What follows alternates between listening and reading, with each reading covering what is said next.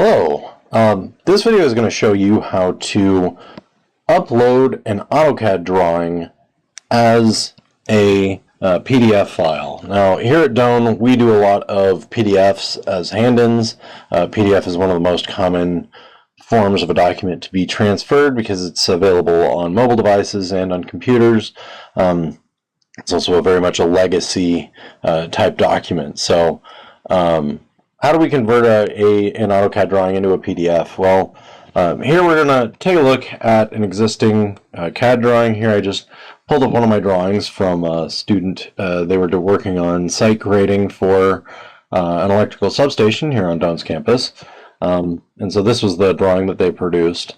Now how would I take this drawing and put it out as a PDF? If you click down here on the Layout tab, you'll see that it kind of does show this. You'll notice that there's some dark box around this that's called a viewport. How do we make this something that's usable? Well, this doesn't have a lot of information, and quite frankly, this is, in today's world, is considered a little bit ugly. So what we're going to do is we're going to actually go and import Doane's official engineering CAD layout, and we're going to use that one. So I'm going to start off by right-clicking on my Layouts tab.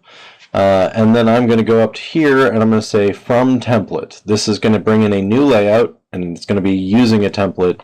And here we're going to use Doane's official engineering template. I'm going to navigate to my file, so you'll want to see how my file structure is organized on my computer. Hopefully this doesn't give you a ton of anxiety looking at how I organize things. And then we will find the file that I have. Now, we've prepared a file called DoaneCAD. This is a drawing template file, a .dwt file. Basically just means that it is intended to be shared as a template for future document use. I'm going to go ahead and hit open on this. You'll notice that there's a couple on here. One of them is a 48 by 36 inch sheet. That is a bigger one. We want the smaller one, which is just the engineering sheet. I might update this in the future to be 8.5 by 11, just because we want it to be one sheet of paper. So if I go ahead and hit OK, you'll notice that it imports a page called engineering sheet, and this is what it looks like. So this is our background.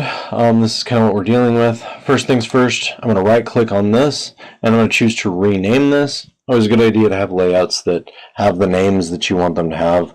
I'll go ahead and call this grading because that is the particular one that we're working on. Now we have a number of different things inside of our template that we can address. We'll talk about that in a little bit. First things first, this is very blank. Unlike layout 1, which actually shows a picture, we don't see anything on this layout that we just created.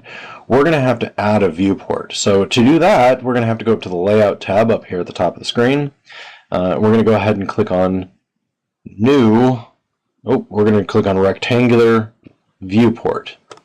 You can click up here in the top corner of the screen. Usually what I like to do is I like to make my viewports slightly smaller than the actual drawing space itself. First things you want to do when you get in here, if you click on this, down here at the bottom of the screen, it actually shows you the scale. Here this is a scale of 1 unit to 0.013151 of whatever units we used for the drawing. Here he drew this in feet, so it's 1 unit, well, it's 1 inch on this page is going to be equal to 0.013151 feet. That's kind of an ugly scale. We're just going to go ahead and set this now at a 1 to 10 feet. 1 inch to 10 feet's a little small, so we'll go ahead and do 1 to 50 feet. And then I might just expand the boundaries out so that we can see all of this drawing. Okay. Good idea to start with a scale. Next thing we're going to do in order to just clean this up is if I were to just print this page as is, it's nice. We have the ability to see everything that's going on.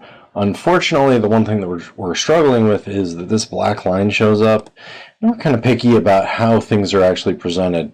I'm going to go ahead and hide that black line. To do that, I'm going to have to go to the Home menu, and then I'm going to, there's 10 million layers here because these were imported from a different document.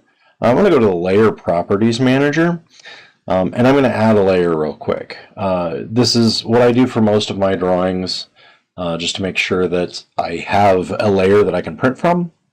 I'm going to start by going to this button right here that says New Layer. I'll click on it. You'll see Layer 1 pop up. I'm going to type in all caps and call it Layout. Now, what I then do is in my Layout layer, I change the color to something that is kind of visually painful, usually the brightest yellow that I can possibly get. Just because it doesn't show up very well on a white background, I probably won't have any other layers that are this pastel yellowish color. And then I'm going to go over here, and in this column, which I can expand this column real quick, this says Plot. If I just deselect the Plot function on here so that it has this red button on it, what you'll end up with is anything that gets put in this layer is now no longer going to plot. It'll show up on the page as this awful yellow color, but it won't print. So we'll go ahead and click on that, click on my boundary, and then I'm going to select the Layout tab. It'll be all the way down here after all of these C's. Nope, before the B's. So there, Layout. Now you'll notice, I'm not sure how well that shows up, but there is this yellow line here, that awful yellow line, and now the boundary will not show up. Now one other last thing that I would need to do before I fill out my title block and actually hand this in is I'm going to go ahead and select this again. I'm going to go to my layer properties with, oh, no, sorry, my apologies. I'm going to double click inside of this.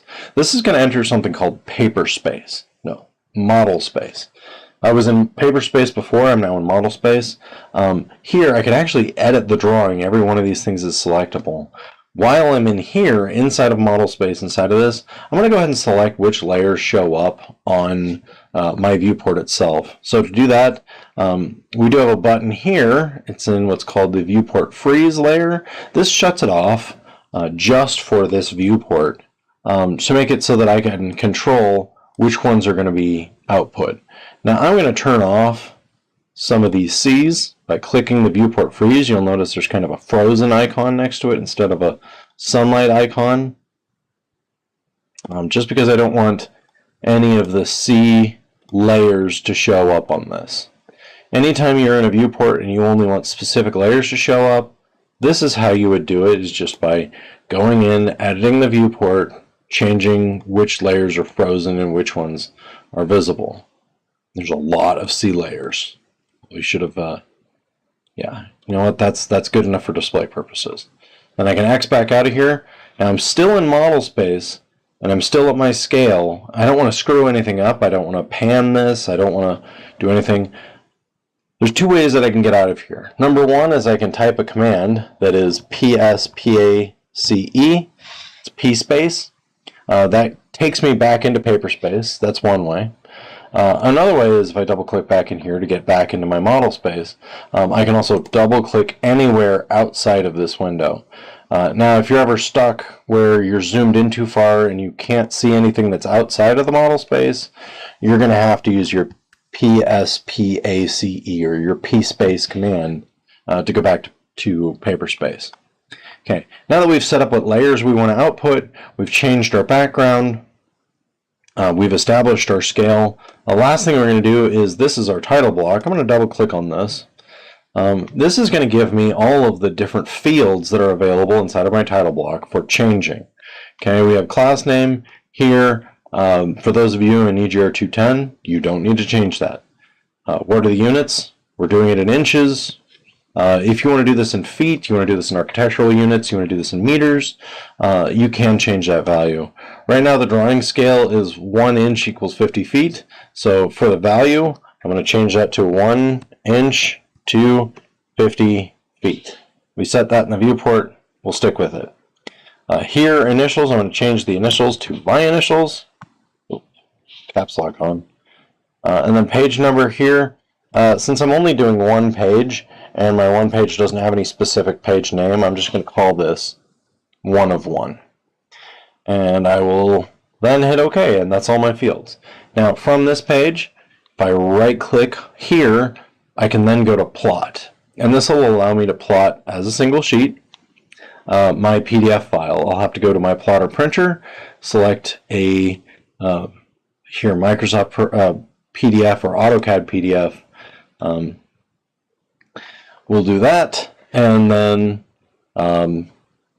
just hit OK. And now we can save this PDF. Go ahead and upload this PDF as a part of your assignments, and that is how you convert an AutoCAD drawing into a PDF.